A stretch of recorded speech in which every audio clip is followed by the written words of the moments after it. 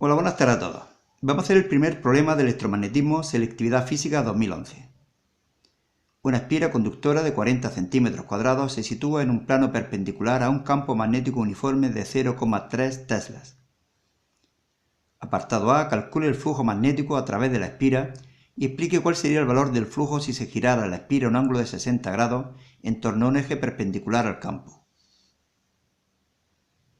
Apartado B. Si el tiempo invertido en ese giro es de 3 por 10 elevado a menos 2 segundos, ¿cuánto vale la fuerza electromotriz media inducida en la esfera? Explique qué habría ocurrido si la esfera se hubiese girado en sentido contrario. Como siempre, recordamos datos más importantes: superficie de la esfera 4 por 10 elevado a menos 3 metros cuadrados.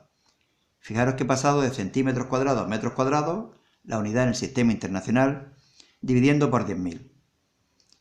Intensidad del campo magnético 0,3 teslas. Ángulo inicial 0 grados y ángulo final 60 grados.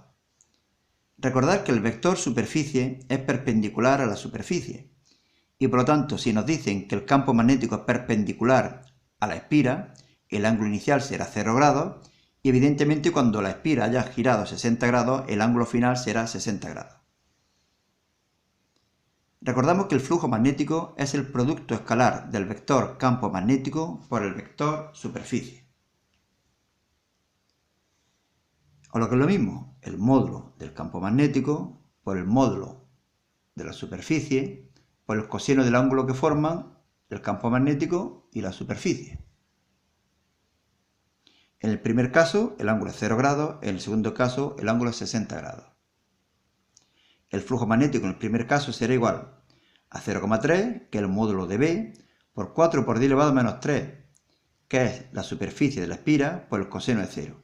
Nos da un valor de 1,2 por 10 elevado a menos 3 Weber.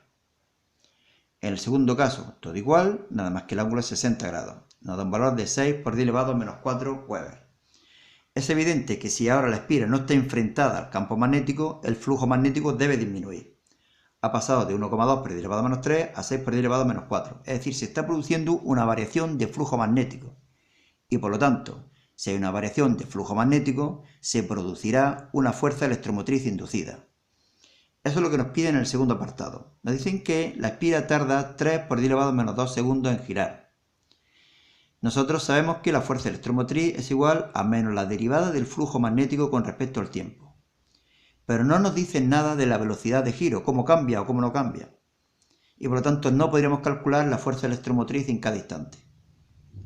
Lo que sí nos pueden pedir, y es lo que hacen, es la fuerza electromotriz media.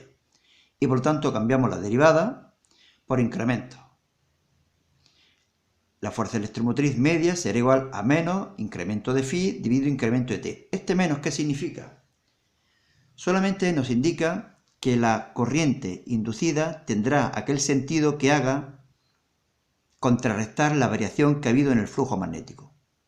Como en el flujo magnético se ha producido una disminución, el sentido de la corriente será aquel que produzca un aumento en el campo magnético a través de la esfera. Incluimos signo menos, los dos flujos magnéticos, el tiempo, y nos da un valor de 0,02 voltios. ¿Qué hubiera ocurrido si la esfera gira en sentido contrario? Pues nada, puesto que se estaría produciendo también una disminución del flujo magnético y por lo tanto el sentido de la corriente inducida sería el mismo.